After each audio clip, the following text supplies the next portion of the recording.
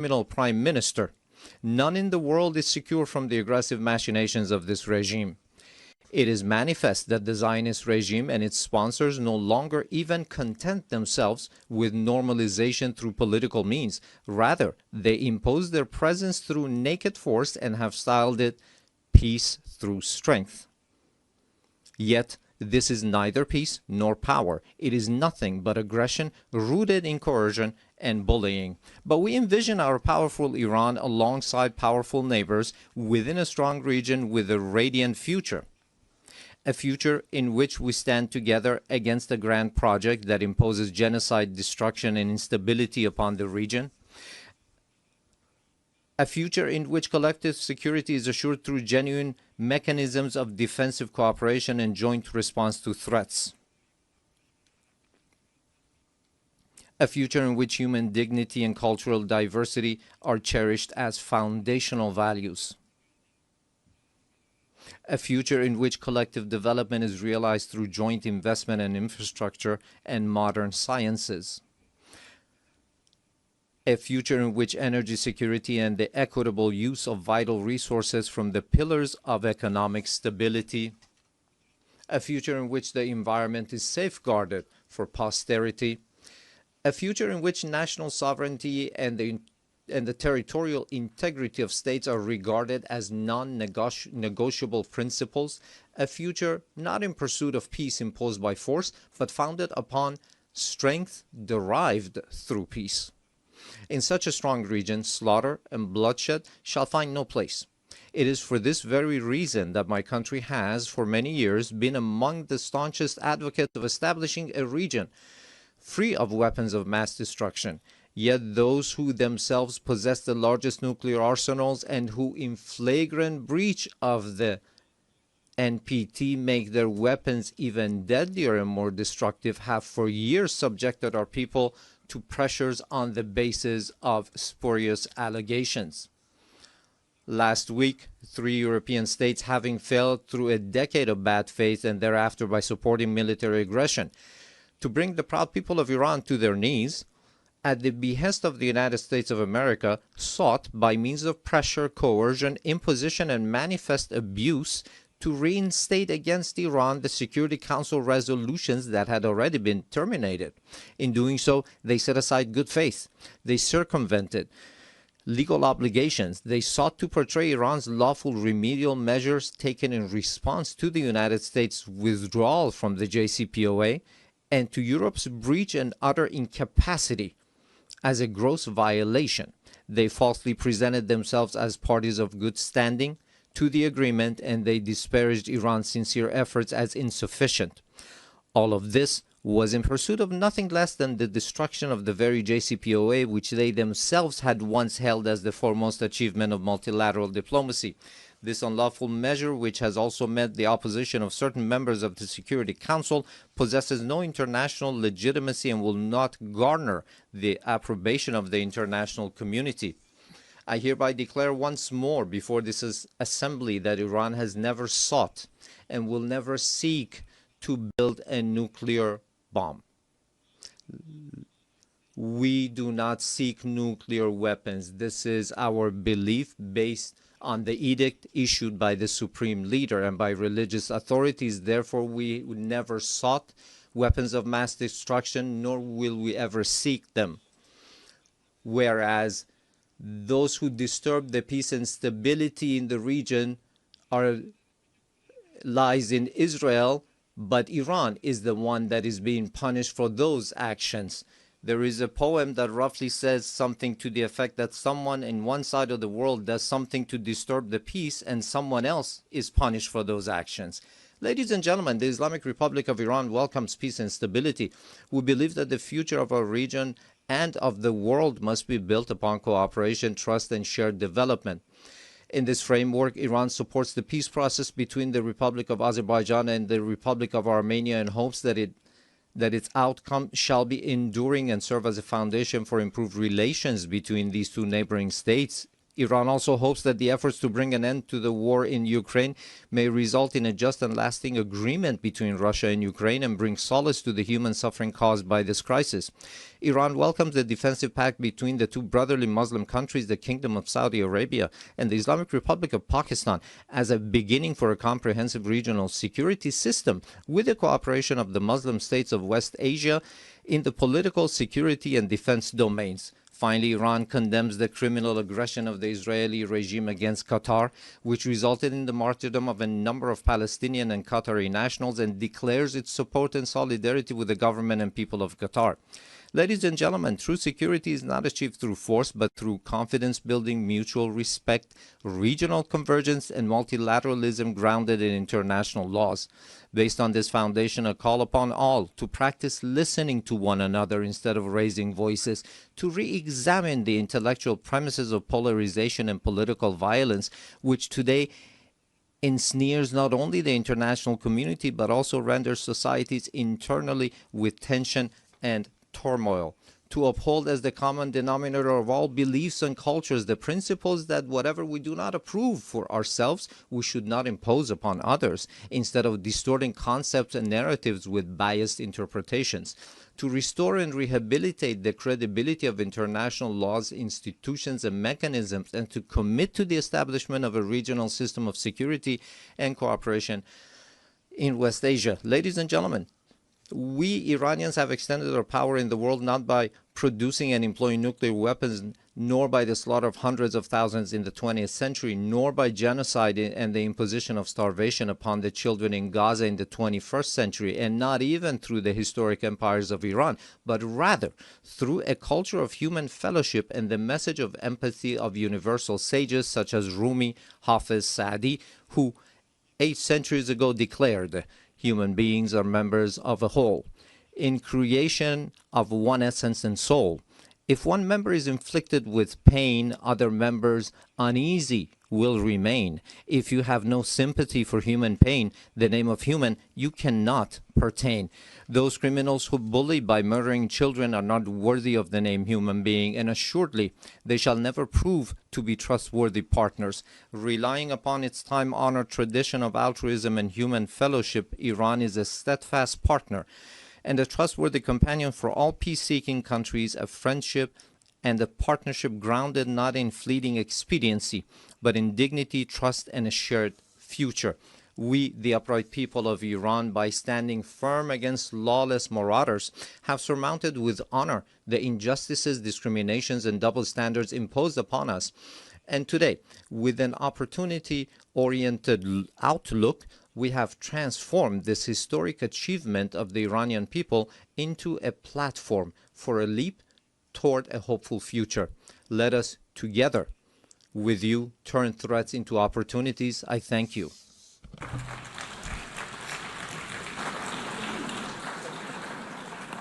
On behalf of the Assembly, I wish to thank the President of the Islamic Republic of Iran. The Assembly will hear an address by His Excellency José Raúl Mulino Quintero, President of the Republic of Panama. I request protocol to escort His Excellency and invite him to address the Assembly.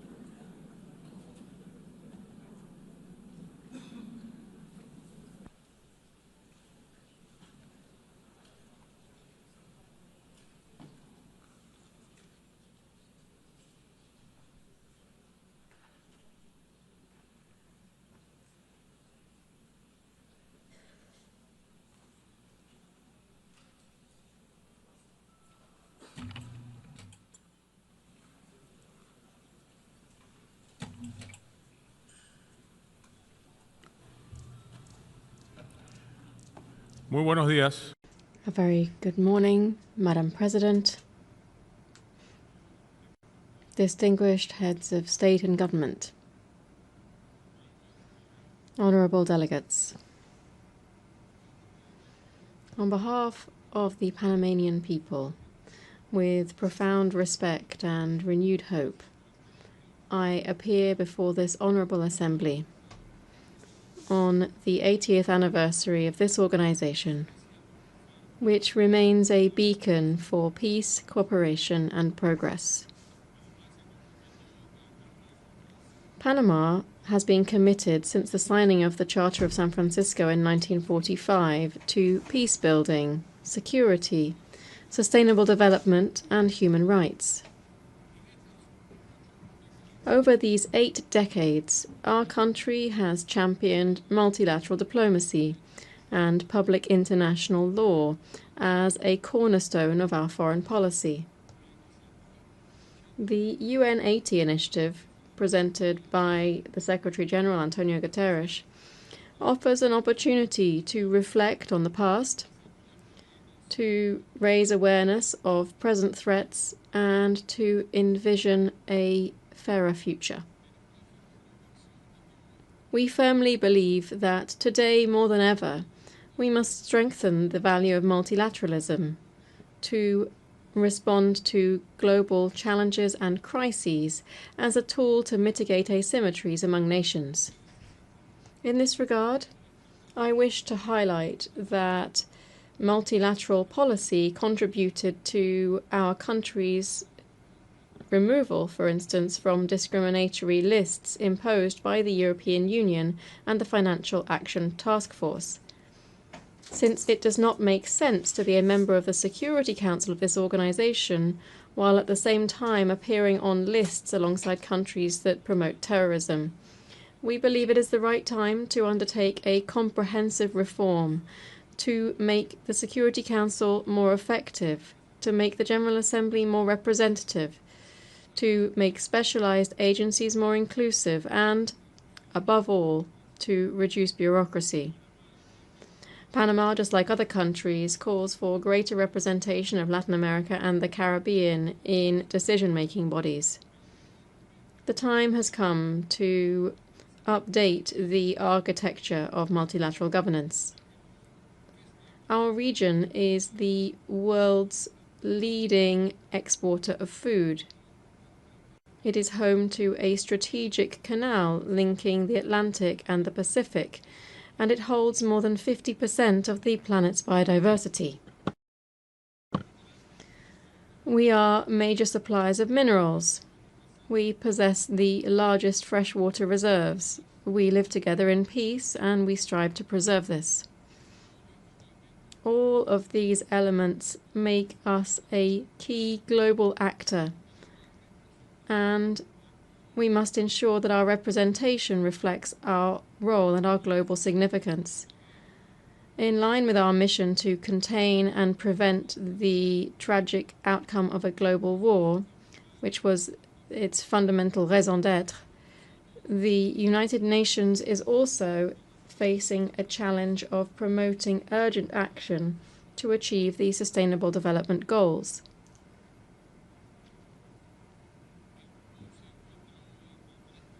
Today, the world is facing a trifecta of devastating crises: climate change, pollution, and biodiversity loss, all against a backdrop of weakened cooperation.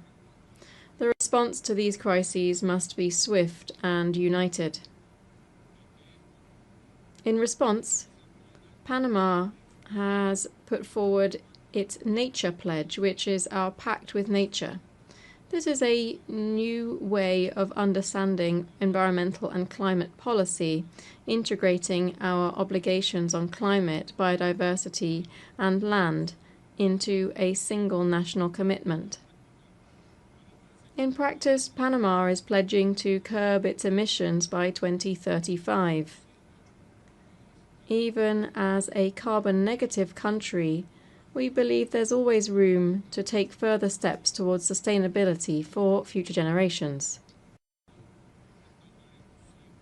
To this end, we will be restoring 100,000 hectares of priority ecosystems, including mangroves and water basins, because nature, we think, is our front line of defense against climate change. Panama trusts in a renewed United Nations, one that strengthens digital security and international cooperation with ethical and inclusive principles, that supports just energy transitions, and one that upholds freedom of expression.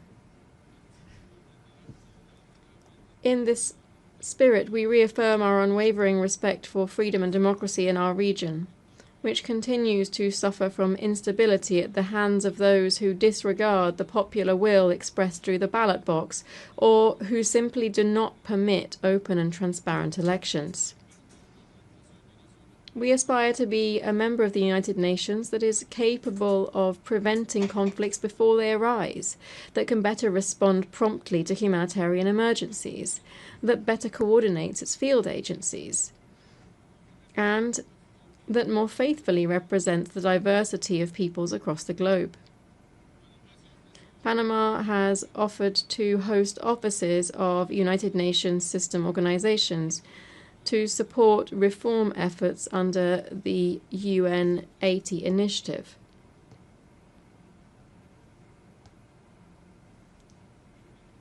I also wish today to express my solidarity with the Japanese people. This on the occasion of the 23rd anniversary of North Korea's admission of its abduction of at least 17 Japanese nationals. The world needs to know the truth so that these events are never repeated, and Japan deserves justice. Ladies and gentlemen, I cannot let this opportunity pass without highlighting that we have now completed a quarter century since our canal was transferred into Panamanian hands. As of the 31st of December 1999, the Republic of Panama took up the works and operations of the canal efficiently, safely, sustainably and neutrally, this in accordance with the Panama Canal Treaty, Torrijos Carta Treaty, and the Permanent Neutrality Treaty, which were both signed in 1977. Since then, we have administered the waterway in exemplary fashion, contributed to the country's economic development, and operated the canal for the benefit of international navigation. Over this period, Panama expanded the interoceanic route using our own resources to meet the demand of larger vessels. Now we are taking another step forward. We are supporting the Panama Canal Authority in the development of the Rio Indio Reservoir. This is an ambitious project to ensure water supply for our population and the canal, so that vessel traffic is not threatened by recurring droughts in our region. Our waterway serves more than 180 maritime routes and more than 140 nations, and approximately 4% of global trade passes through it. We are committed to ensuring efficiency in support of international logistics. Before this assembly, Panama once again reaffirms its serious and sustained commitment to the regime established under the treaty concerning permanent neutrality, to which the protocol of which numerous states have adhered to.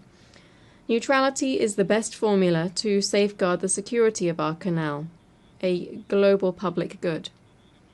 The Panama Canal is neutral, open to the world, and a facilitator of more integrated international trade. It is and shall remain Panamanian. Ladies and gentlemen, Panama, as you know, holds a non-permanent seat on the United Nations Security Council for the 2025-2026 term. This past August, we held the rotating presidency of the Security Council. We viewed this role as a responsibility to maintain a strong voice in favor of peace, sovereign equality of states, justice, international law, and respect for agreements among nations. We have also stressed the importance of maritime security as a priority during our participation in the Council. Panama's national identity is closely linked to maritime transport. Over the centuries, we have consolidated our role as a key actor in navigation and international trade. Piracy, arms and drugs trafficking, and illegal fishing all affect trade and the global maritime transport system. As a transit nation and a logistics hub in our continent, Panama proposes to strengthen cooperation among specialized agencies, including through a regional network to promote maritime security. This would operate under the umbrella of ocean governance and in accordance with international law. I wish to reiterate before this Assembly the work that this organization needs to undertake to mitigate the effects of illegal migration driven by organizations that are either directly or indirectly linked to drugs trafficking.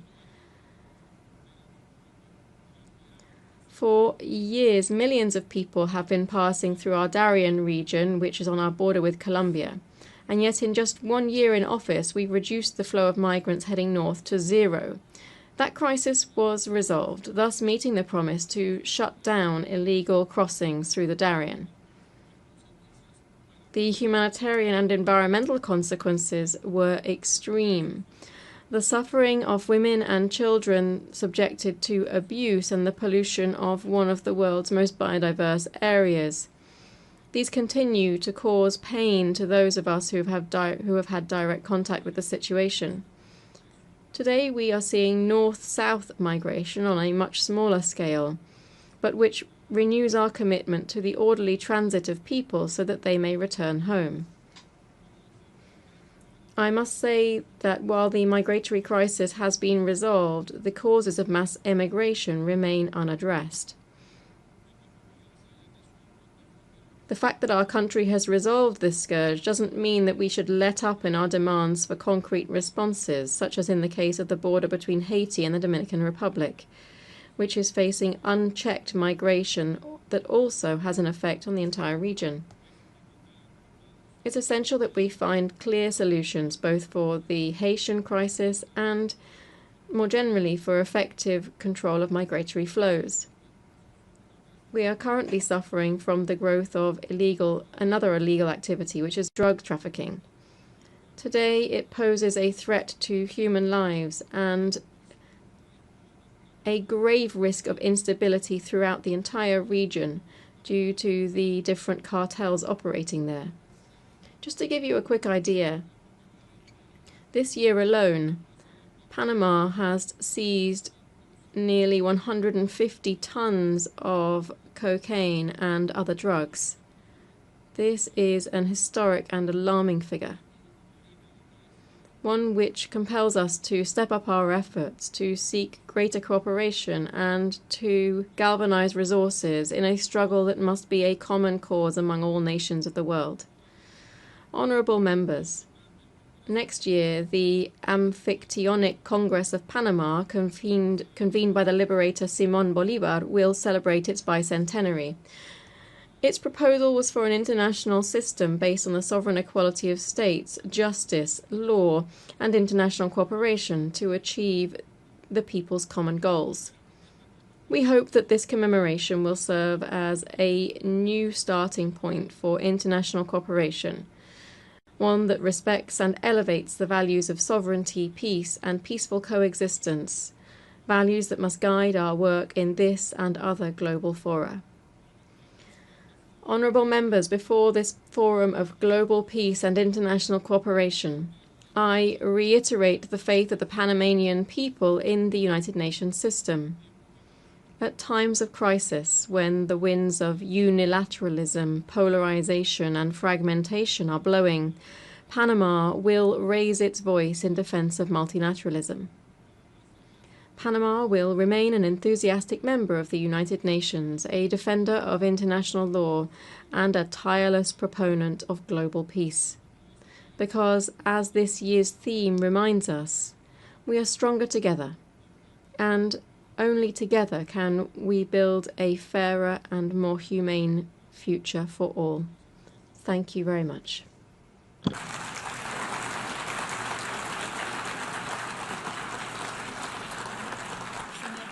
Muchas gracias. On behalf of the Assembly, I wish to thank the President of the Republic of Panama. As the Assembly will hear an address by His Excellency Petr Pavel, President of the Czech Republic, I request protocol to escort His Excellency and invite him to address the Assembly.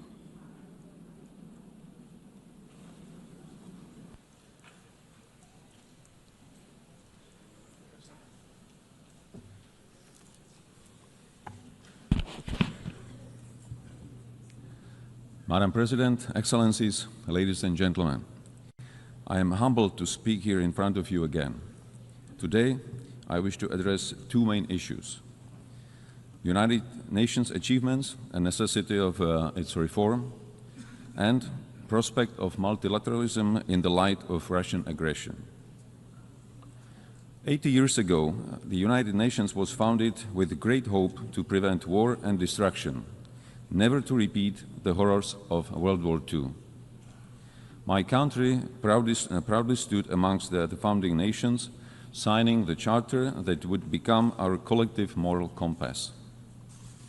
Since 1945, we have witnessed remarkable achievements.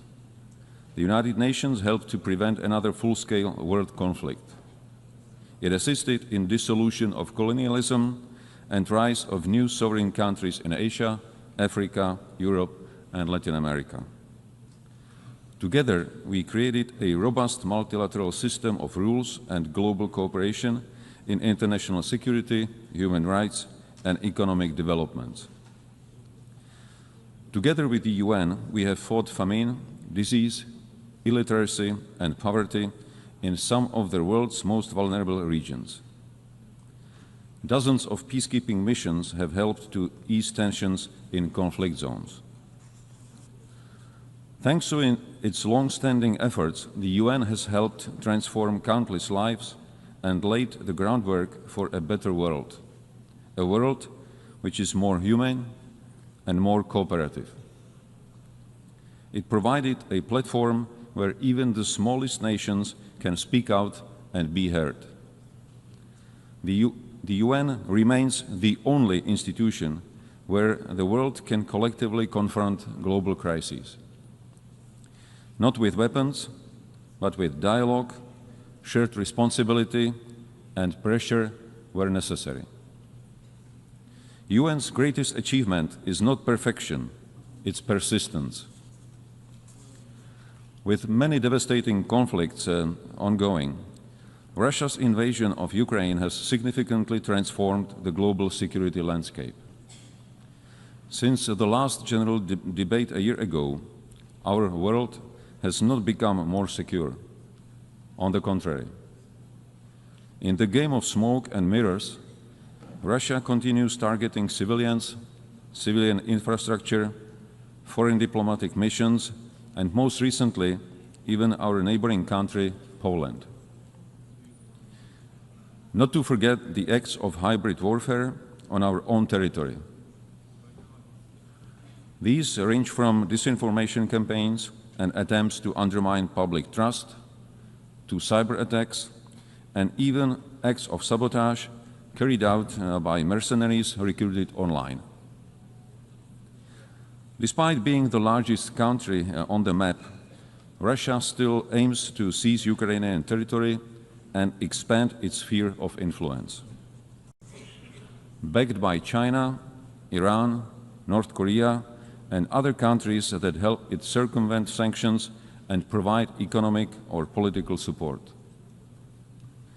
Russia, a permanent member of UN Security Council, is not only violating the principles of state sovereignty and territorial integrity enshrined in the UN Charter, but also sets a dangerous example and precedent, sending the message that aggression can yield territorial and political gain and remain unpunished. Ladies and gentlemen, our multilateral system was created on the premise that rules apply to all without exception.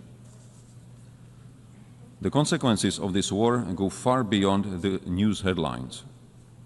This war threatens to dismantle our system of governance based on mutual respect, equal partnership, and rules we all subscribe to.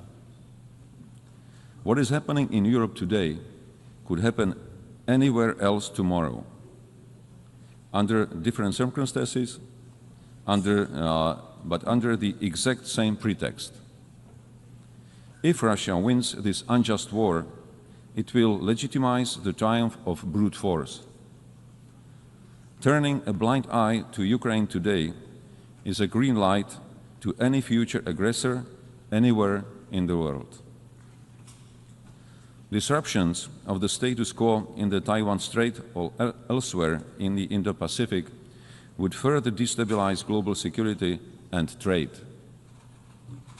Geographical distance offers no protection. Security in one part of the world is directly linked to security everywhere.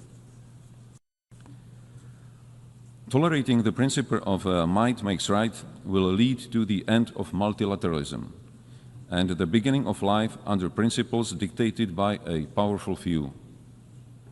It would be a future with history deliberately rewritten, with lies promoted as facts, and with truth slowly disappearing from our discourse and memory.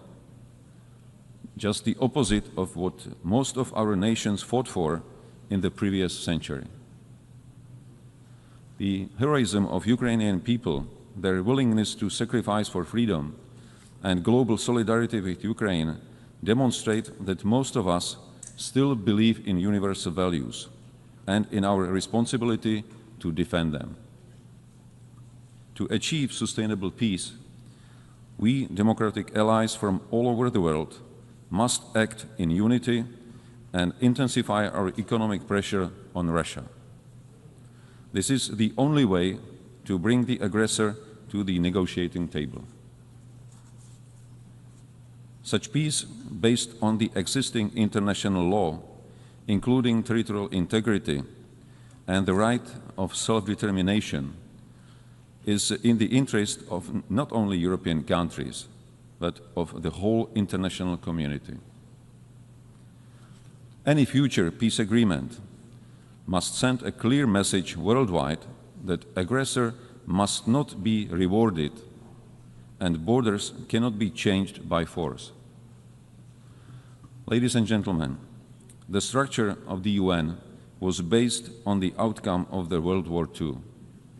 Today, one of the UN Security Council permanent members is waging a ruthless war while obstructing any constructive solutions put forward. It is in light of these new geopolitical realities that we need a strong and effective UN system capable of responding to today's global challenges, from security threats and climate change to rapid evolution of new technologies. Otherwise, we risk sliding into a world that is more fragmented, more dangerous, and far less predictable. Czechia welcomes the UN 80 initiative and the commitments in the Pact for Future. Yet these ambitions stand in stark contrast with today's reality. In the light of Russian aggression against Ukraine, the UN Security Council is currently failing its purpose and mission. Therefore, we advocate for a comprehensive reform of the UN Security Council for greater effectiveness, inclusiveness, transparency, and accountability, with the aim to honor the principles of UN Charter and to strengthen the voice of underrepresented regions. Freedom and human rights are not granted entitlements. They are hard-won principles that must be cherished and protected. Security Council membership should not be seen as a matter of prestige or privilege, but above all, a responsibility to defend global peace.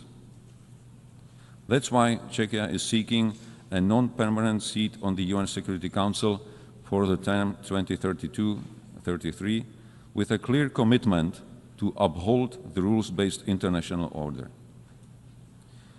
We cannot afford to have the UN paralyzed or blocked in its ability to respond to crises and challenges. Current urgent crises are already consuming too much of our attention and resources at the expense of other major, equally pressing issues. Madam President, ladies and gentlemen, as I mentioned in the beginning of my speech, the UN significantly improved the quality of life of billions, including through access to education, healthcare, and services. In this year's Sustainable Development Report, Czechia ranked 10th out of 167 countries. I am fortunate to be a citizen of a country which by global standards offers a secure and comfortable life.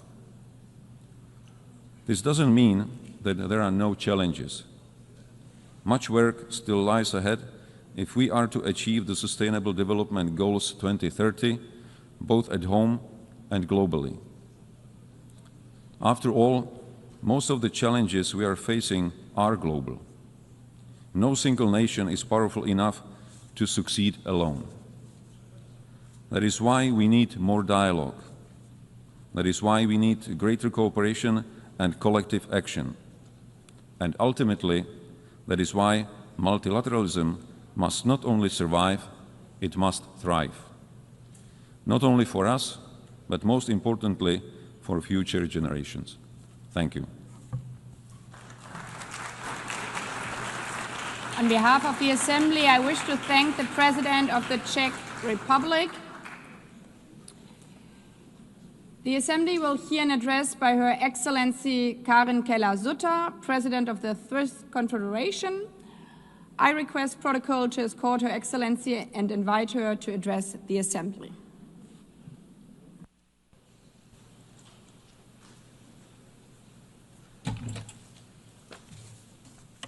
Madame la Présidente, Madam President of the General Assembly, Excellencies, ladies and gentlemen, 80 years ago, the world entered a new era, better times. On the 27th of January 1945, the Auschwitz concentration camp was liberated. On the 8th of May 1945, the war in Europe ended, and on 25 June 1945, 50 states adopted the United Nations Charter in San Francisco. And I quote from the Charter, "They were determined to save succeeding generations from the scourge of war, which twice in our lifetime has brought untold sorrow to mankind." End of quote.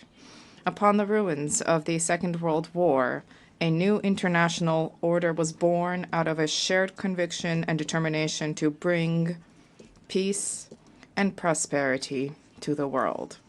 The horrors of this time also gave rise to the Geneva Conventions of 1949, which protect the victims of armed conflict. At that time, the foundations for progress in democracy, the rule of law, and the market economy were laid down. Foundations which, despite all of the limitations and setbacks, also benefited international cooperation, free trade, peace, and international law.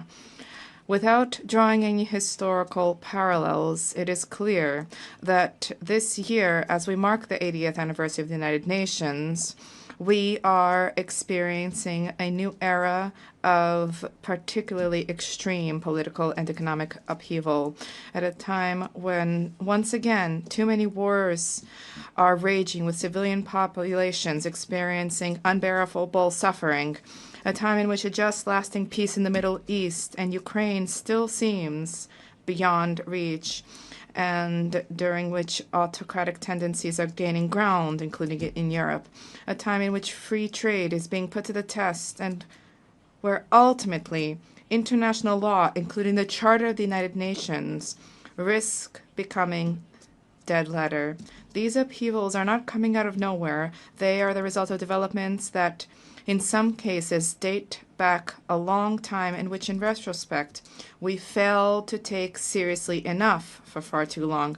We need to be honest with ourselves. These are developments that have no simple solutions, neither at the international nor at the national levels, nor is it enough today to reiterate yet again, merely in speeches, the merits of a particular form of government, the rule of law, international law, free trade, and multilateralism. No, if we wish to surmount the challenges which we face, we have a duty to redouble our efforts. For what is the benefit of the achievements of civilization? What are they worth if they do not tangibly contribute to freedom, security, and prosperity, if they do not bring tangible benefits for people in their day-to-day lives? There are two errors which we must not make.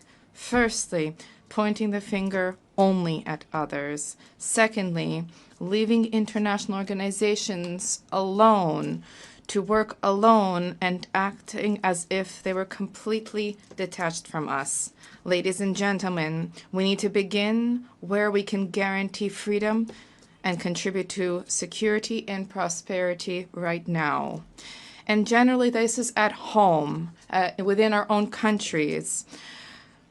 Let me be clear, this is not about praising national self-interest, nor is this about condemning multilateralism. Quite to the contrary.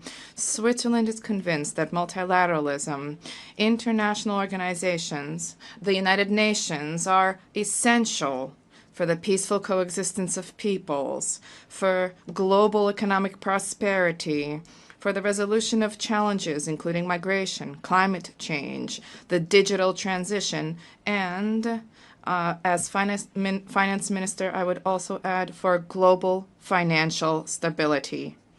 Last year, we together adopted the Pact for the Future, a robust commitment to multilateralism.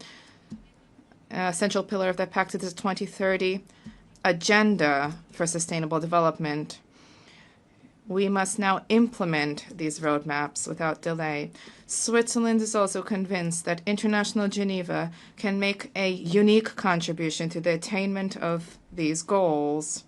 Geneva, as the United Nations leading operational center, has robust expertise in numerous crucial areas for our future, particularly those related to humanity and innovation. This is a unique unparalleled ecosystem for reflection, discussion, and concerted action. But a strong international organization needs strong members. And when I say strong, I do not mean strength in terms of size or strength in terms of military might. I am talking about states that are in a position to provide their citizens with an environment in which they're able to flourish and to express themselves freely and in complete safety and security. Security not just in the military sense, but also at the legal, economic, and social security level. Security and freedom are essential prerequisites for economic growth and therefore for prosperity. They require institutions that are legally sound, reliable, and capable of taking action, and they require political, social, and financial stability.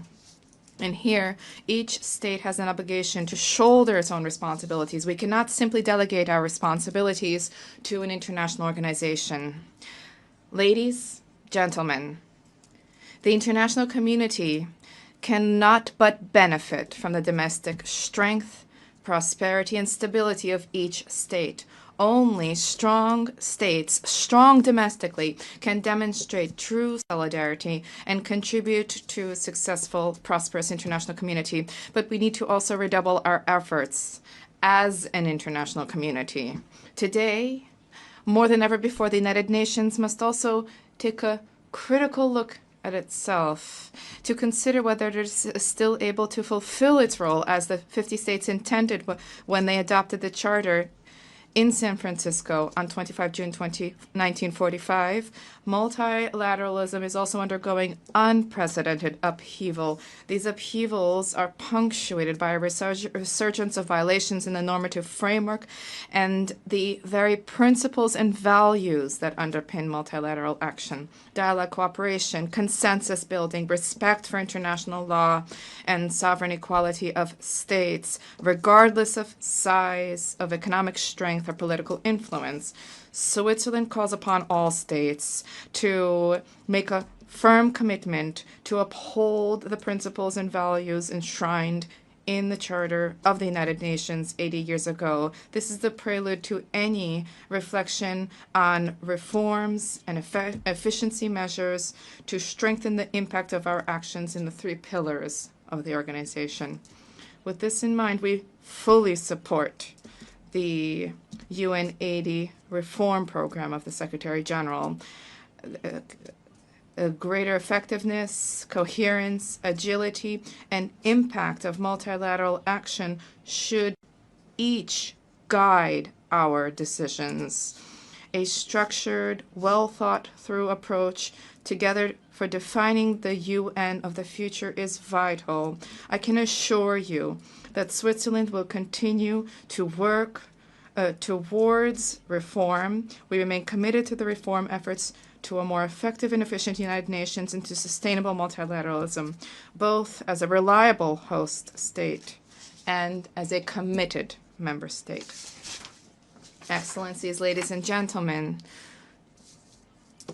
we are not in the same situation today as we were 80 years ago. We are in the midst of a critical phase, and the next chapter of history is yet to be written. This also means that we can play an active role in shaping it. And I quote an Auschwitz survivor, the Italian writer Primo Levi, "It happened. Therefore, it could happen again. This is the core of what we have to say." End of quote. But it doesn't have to happen again, and indeed it must not happen again. This is why the United Nations was created 80 years ago, and this is also why we are here today. It is up to us to ensure that this turning point in history, which is so often invoked, as was the case 80 years ago, for this to usher in a new era of better times. Let us guard against arrogance and complacency, and let us get to work at home, in our countries, and together at the United Nations. Thank you. Merci. I thank, on behalf of the Assembly, the President of the Swiss Confederation. The Assembly will hear now an address by His Excellency Edgars Rinkēvičs, President of the Republic of Latvia. I request protocol to escort His Excellency and invite him to address the Assembly.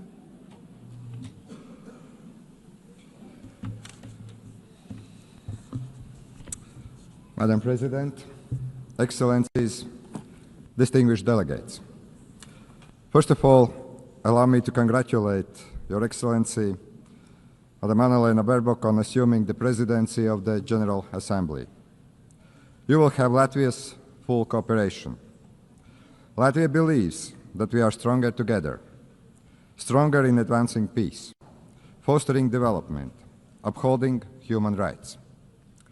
Standing here on this world stage, I would like to congratulate us on the 80th anniversary of the United Nations. 80 years working together to build a better, more just and peaceful world. This task has never been easy, but it is our duty to persist with determination and give our very best. I want to express Latvia's gratitude for the overwhelming support for our candidacy for the United Nations Security Council. We are beginning our term next year. This is our first term. Latvia will take on this responsibility with a strong sense of duty, a duty to serve with integrity, transparency, and with a clear commitment to the principles of the United Nations. Latvia is honored to serve on the Security Council for the good of people around the world. And we will stand together for peace and resilience. Latvia's three priorities in the Security Council are: first, protect our rules-based international order. Second, advocate for women, peace and security agenda. Also protect the most vulnerable people amongst us. Third, find solutions to emerging security threats. These include climate change, hybrid threats, the challenges related to the safety of artificial intelligence. Excellencies, the world is in disarray.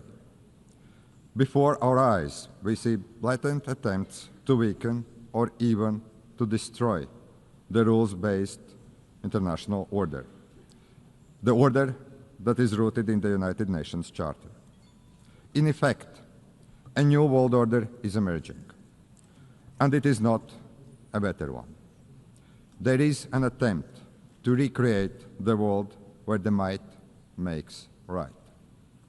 The permanent members of the Security Council undertook to maintain international peace and security, to prevent wars, to prevent devastation and loss of life. But it seems that one permanent member, Russia, doesn't want this. Russia wants a world where brute force prevails over international law. Russia does not want peace. Russia wants to get what it wants. And Russia is willing to inflict destruction and misery on others. Unfortunately, Russia has partners in crime, notably Iran and North Korea. Ukraine is fighting back, bravely, with all it has. Ukraine is facing an existential threat to its people, to its land, to its freedom. Ukraine is fighting for all of us, for the rules-based international order, for independence and sovereignty, for territorial integrity, so that international borders are not changed by force. These actually are the very principles at heart of the United Nations. Latvia stands with Ukraine and will advocate for its sovereignty and territorial integrity at the United Nations Security Council. We are and we will be advocates for Ukrainian children abducted by Russia. They must be returned. We will be advocates for the Ukrainian civilians who have lost their homes and livelihoods. Latvia will use its position on the United Nations Security Council to help achieve a just and lasting peace in Ukraine. I want to express my appreciation to President Trump, President Zelenskyy, and my European colleagues for their efforts to achieve peace, for trying to stop the unnecessary destruction and the misery we are witnessing in Ukraine. It is our collective duty to uphold the principles of the United Nations Charter, especially when a permanent member of the United Nations Security Council openly violates them. We need no reminding that the United Nations was founded on the ruins of the World War II, to save future generations from the scourge of war, to maintain international peace and security, to protect human life. Distinguished delegates, in war, it is the most innocent that pay the highest price. It is our duty to strengthen international cooperation to tackle the escalating crisis in Gaza. The humanitarian catastrophe in Gaza continues to spiral. Urgent action is needed to end civilian suffering. Latvia condemns all terrorist attacks. Nothing can justify terrorism. We recognize Israel's legitimate right to self-defense, but it must be exercised in line with the international law, and particularly international humanitarian law. The law is there to protect every one of us. Latvia calls for an immediate ceasefire in Gaza. The terrorist organization Hamas must release all hostages. Hamas